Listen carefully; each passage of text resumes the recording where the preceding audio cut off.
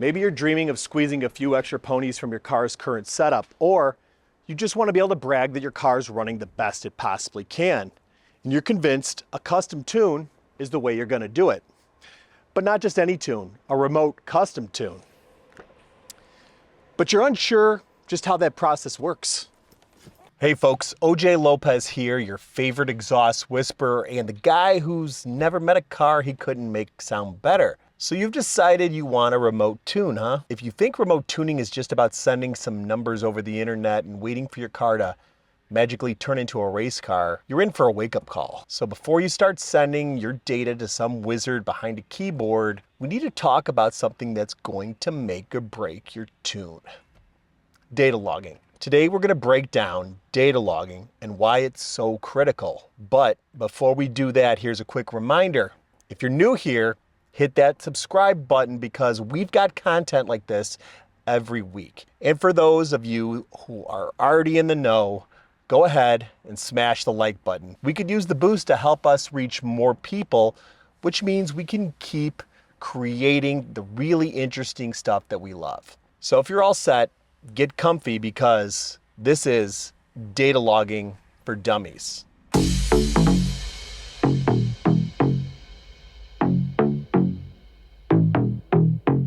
Now, a good custom tune is only as good as the data you collect for it. This is where the real work begins. To get that perfectly tailored tune, you need to provide the tuner with precise and accurate data on how your car is running. So yes, you'll need to roll up your sleeves and put in a bit more effort compared to just flashing a can tune. But trust me, the results are worth every ounce of effort. So what's the deal with data logging and why is it so critical for a custom tune? Think of data logging as a black box for your engine. It records all the juicy details while you're driving, from engine RPM, ignition timing, fuel pressure, intake air temperatures. It's like having a tailor go over every inch of your suit for measurements. This data is pure gold for your tuner. It shows them exactly how your engine is performing in real time under the conditions that you're going to be driving. Now, without data logging, your tuner is basically flying blind.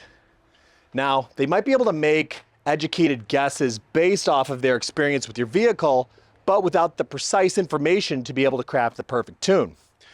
Data logging takes the guesswork out of the equation, allowing the tuner to create a file that's based on your car's quirks and needs. And when it comes to performance, precision is everything.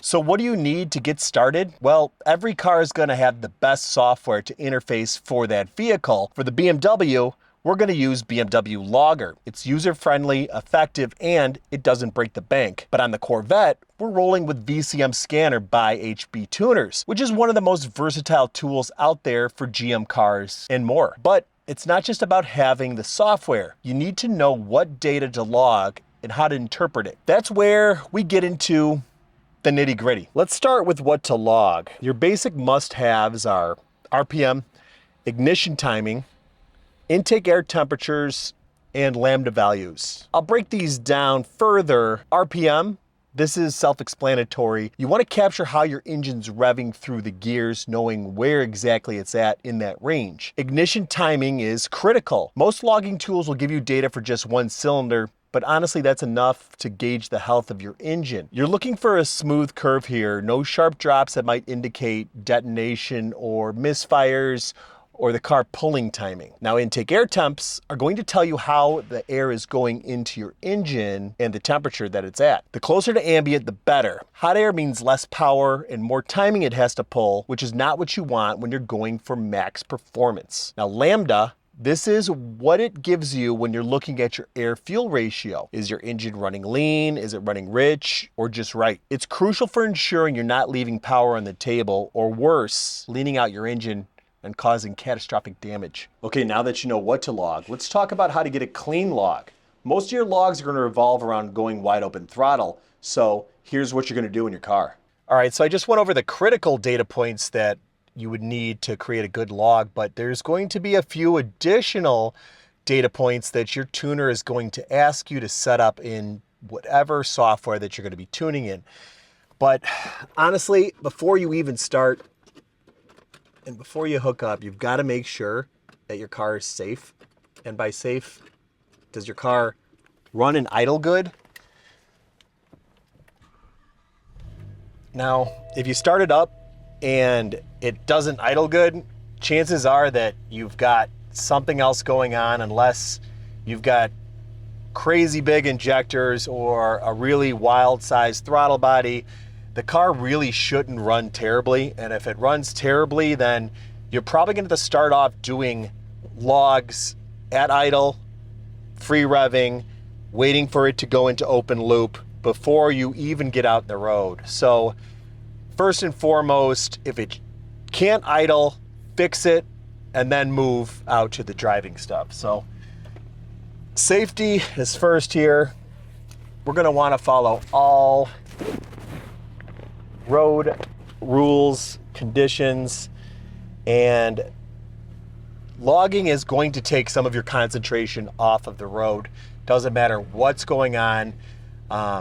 If you're thinking about it, some of your concentration's off. So it really is best here to maybe have somebody that can go along with you, watch it, click it, start it. So that way your full concentration is on the driving and getting the proper log. So now that we've got a good idling car, we've got our logger set up, we know it connects to the vehicle, we are going to go locate a clear section of road that will allow us to get the best log. Now, I'm going to say this as tactfully as I can. Don't be a bastard. If you're driving and you're in peak traffic and weaving in and out of the place trying to get this, you're a problem. You want to find a section of road where the speed is high enough for you to complete the log, and there's a limited amount of traffic and law enforcement that you're going to be running into issues. So it can't be said enough, just make sure you're not being part of the problem. Main thing here is that we're going to want to find a section of road that allows us to do this in. Now, I will say higher gears are better, but it's not going to be what you think. You don't want quick, fast pulls. You want long pulls, meaning if the section of road that you've got only allows you to start in second gear to get to red line, then you're going to be wanting to go slow to begin with. And you really want to pull that gear all the way down. So let's just say here, I'm in third gear. I'm probably going to be starting at about 25 miles an hour. Now, that might seem like it's out of its power range, out of it where it's want, but you're going to see a lot of things happen in that area as far as timing goes, peak torque, things along those lines, which will give you a good indication of how the tune's doing. Once everything's clear, there's no one else around you, that's when you give it a full wide open throttle run.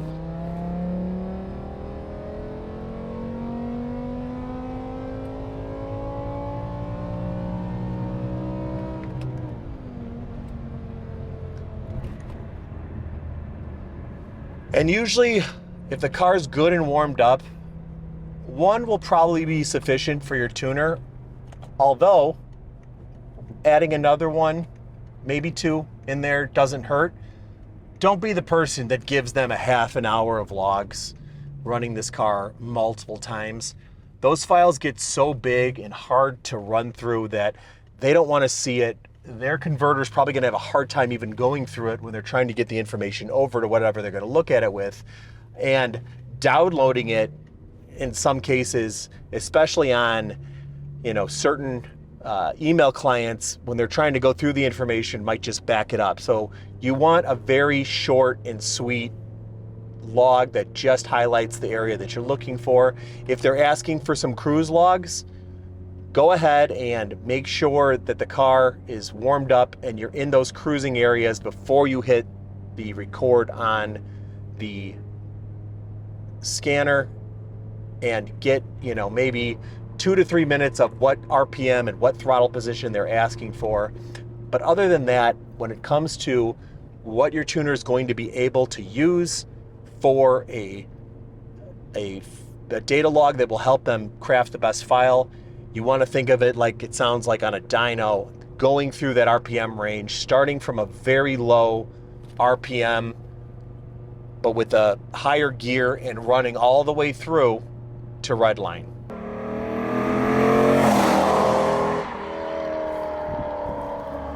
All right, before we dive into these logs, let's be clear.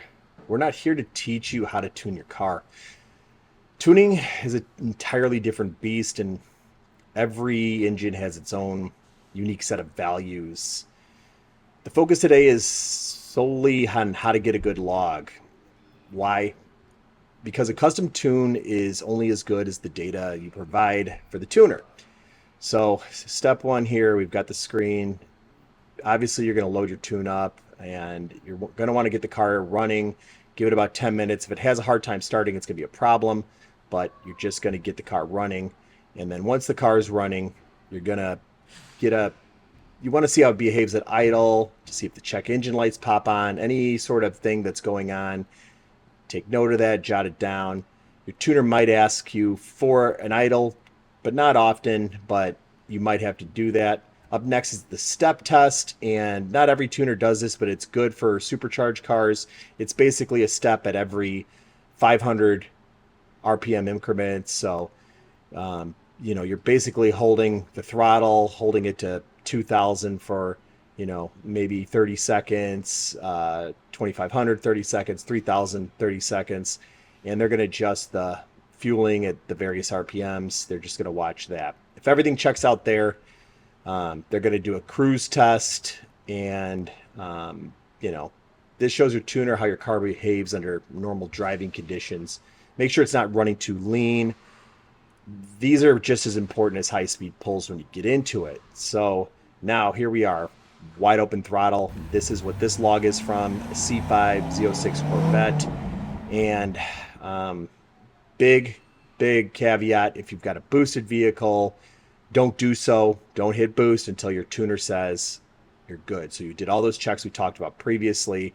You're at full operating temperature, and you get it out on the road, and you're going to start in third or fourth gear around 2,000, 2,500, and you're going to floor it. And you're going to make sure that you get a good clean pull, and the graph is matching how the RPMs feel, how you're stepping on the throttle. And when you're done, basically, you're going to want to make sure that this graph here looks like your throttle, that it's logging the air intake temps, like I said, the AFR. Throttle position is another big one. That way your tuner knows what your throttle should be at and your ignition timing. Now, like this one, it's plotted over engine RPM. This red line is engine RPM, and you can see exactly where we're hitting. On this car, 18 degrees as I'm going up, 18, 19, moving.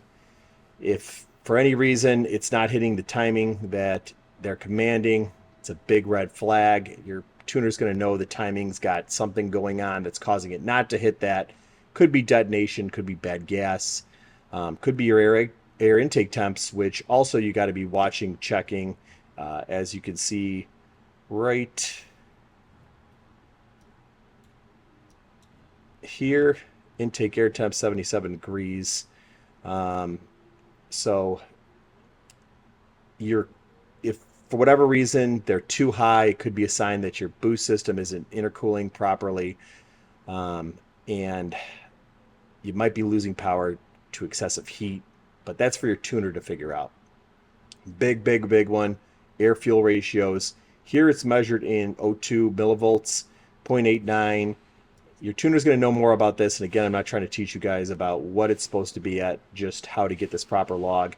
Here you can see it pretty steady. Again, plotted against RPM. We've got a nice clean pull all the way up to red line right here. And your tuner is going to use this to know if the car's running too rich, too lean, to be able to fine tune your power output. And the way they know that you're on it is your throttle position, which is for you. You can see here 99% throttle, and you know as soon as I get off of it, look, 6%. You also want to make sure that you're hitting 100% throttle, so that way you know nothing else is going on. What you're commanding is actually opening the throttle all the way. And that might be something that they need to address in the tune, like the W204C63, for instance, has the throttle set to 60% from, stock. So basically, this tells you a story about how your car is performing under real-world conditions. And, this shows the tuner exactly what they're looking for. And they'll use this information to craft your tune. Now, obviously, if you've got a dyno, that's all the better. But typically, you're going to be working with the tuner who has the dyno, or the shop like us who has the dyno. And again, those are the big ones, including the other ones that the tuner might ask for. So again, you just want to make sure your graph matches what your pull is on the road. You want a clean, safe pull. You're not causing any problems on the road. And these look good. Another thing, you want to keep them short. This whole thing is about 1.5 minutes long. Your tuner does not want 10 minutes of information. They don't want these giant logs that they're going to have to pour over and find the area that you want wide open throttle. They want it to be concise. So make sure whatever they're asking for, whether it be an idle, whether it be a wide open throttle, you want it to be to the point, so that way they can get in and get out of the information. Notice there isn't a big bunch of time in between these two pulls, so they can go back to back and see how the car is running, maybe average, adjust their tune between the two. But you really don't need many more than that. If the car was at operating temperature, you got it nice and warm, that's going to be about as real world as you need it to get. All right, so just got back from the run after the first file, uploaded the log as you can see here. Now he added some PIDs in here, equivalence ratio, which is basically the commanded air fuel, what it's commanding, what we're hitting, cylinder air mass, dynamic airflow, misfire counter. And as we're going through this RPM range, you can see these are all zeros, 0, 0, 0, 0, 0, which means we're not seeing any misfires all the way up until the top. Excellent. He's going to take this information, modify the file, probably add a little bit more.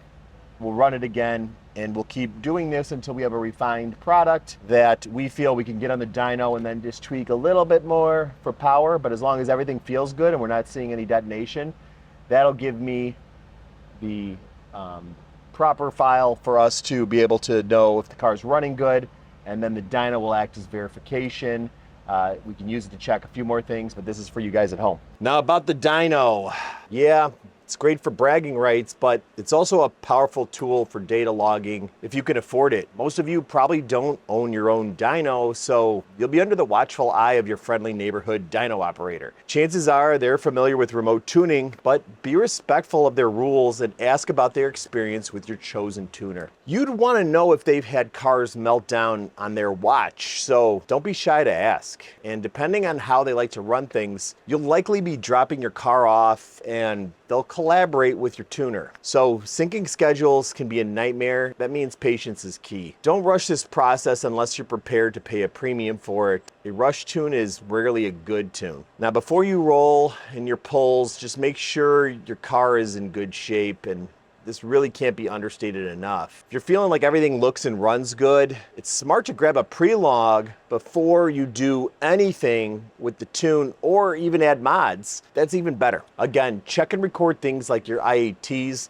your coolant temps, and your oil temps, but the most important things are those things I talked about: fueling, load, coolant temps, timing, and air readings, so you know the car is good before you start. Let's take this S85 M6 for example. They're super sensitive to air intake temps, and you really want those as close as ambient as possible. If your IATs are through the roof, your dyno numbers will be all over the place, and not in a good way. As an example, I've seen guys with their cars having double the ambient air temps, which is a big mistake. Your data will tell you exactly what's happening with those temps on each run. And trust me, it's better to know and fix it than to wonder why your power numbers aren't where you want them, or worse, you end up with a blown up motor.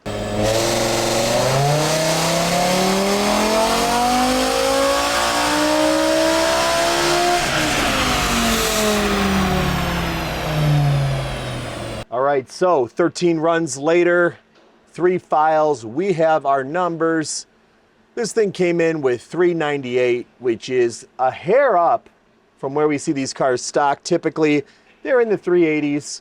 Now, this car had the fluid MotorUnion header, and that is represented by the stock number. So a little bit more powerful than we typically see for these cars. And after we got our numbers, we went for trying to dial in the air fuels.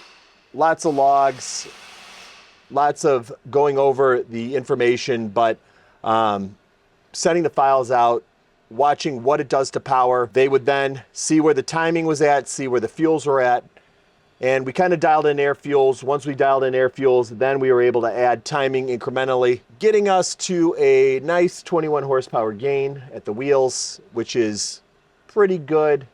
I'm happy with it. The customer's gonna more than feel that. Again, this is a naturally aspirated car, so there aren't huge gains to be had on these, but as you can see, this is 20 horsepower in the almost entirely throughout the rev range. And that's something you're really gonna notice. Torque is massive because we got rid of some of the limiters down low. So as you can see, this blue line, that's why the torque comes on so much stronger here, just deleting some of the restrictions the car puts in place, allowing it to bump up a little quicker, a little faster, a little more responsive.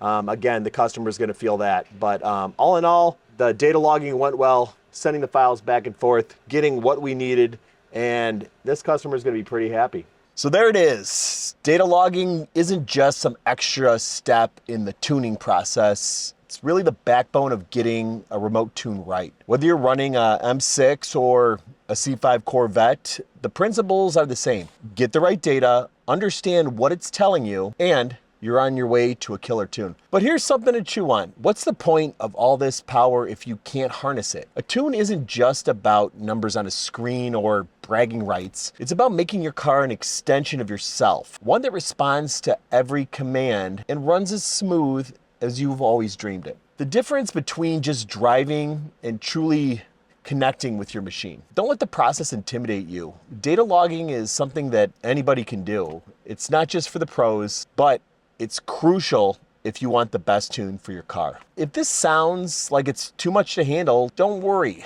That's why we're here at Fluid MotorUnion. We've got tools, the knowledge, and some sarcasm to make sure your car is running its best. But remember, it all starts with you. The best tuner in the world can't make up for a lazy data log, and no dyno can fix a car that's not ready. So next time you're behind the wheel, think about what your car's telling you and what you're telling it in return. Until next time, keep those logs clean and keep your engines mean.